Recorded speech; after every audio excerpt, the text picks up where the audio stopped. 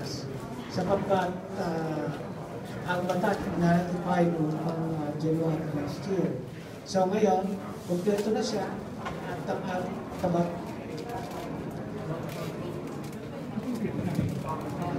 Marinel. Hello.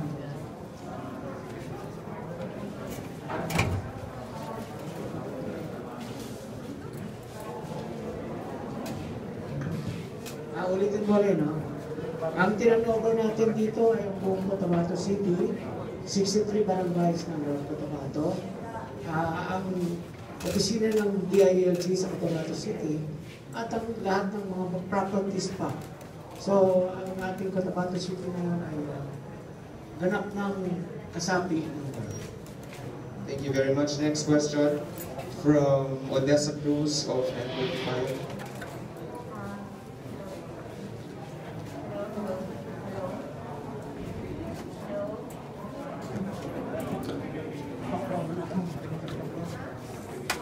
Good afternoon, sir. So my question is, after this turnover, what's next for Cotabato City? And what will be the changes in the operations of the city, which is currently an independent component city? Ang Cotabato City ay independent component city. So, katulad ng nasa batas ng BON, sila na ngayon ay under supervision ng Bangsamoro Autonomous Region o Coastal Mindanao. So, ang kanilang mga projects, programs ay nasa ilalim na ng BARM. At ito ay tutugon sa mga pangangailangan ng ating mga constituents. At hindi naman ibig sabihin ay magtatapos na yung ugnayan ng Cotabato City sa regional government sapagkat kami ay nakaalalay at yan ay kasama sa transition. Patuloy tayong gagabay at tutugon at very close ang coordination namin ni Minister Nadib Singh. Thank you very much. Next question from Lenny Kim Adjo Bandera.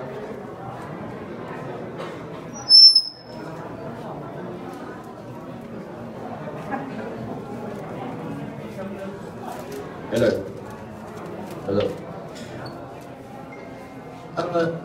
Si Kimak po sa Radyo Bandera may at Bandera News TV sa North Cotabato.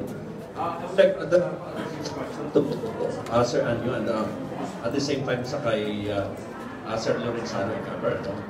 There is a pending protest by the Cotabato City government before the Supreme Court on the outcome of 2019. Plebiscite that made Cotabato City now part of the BARM. And the Supreme Court complained in both. Among others, alleged anomalies during the plebiscite such as vote buying voters, which has complete effects the position of within the BARM. Sorry. Hello. Una, nire-respect namin yung petition na ipilay niya sa Supreme Court. Pero it does not stop the operation of the law. The law has been ratified and it has to be implemented.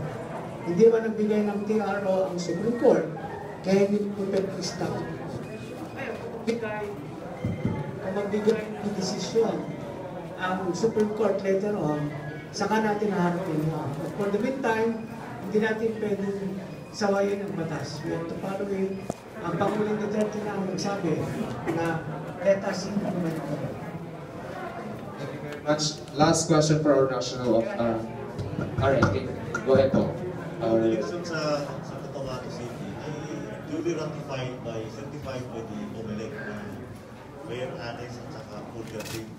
So, we have, kung talagang merong probable cause yung petition, sana nag-action na yung Supreme Court. Pero, the very fact that we are still deliberating din, wala naman silang pinawag po sa election, then I think it will hold up to now. Until such time, bago natin i-align, mag-issue ng ruling against the election ng Supreme Court, then stands at saka matuloy yung transfer ng Cotabato City sa Bangsamoro. Thank you very much. Last question for our national secretaries. Joe Mapala. Okay, magandang hapon po. Assalamualaikum. Marami po nagtatanong doon sa mga empleyado ng DILG Cotabato City Food Office.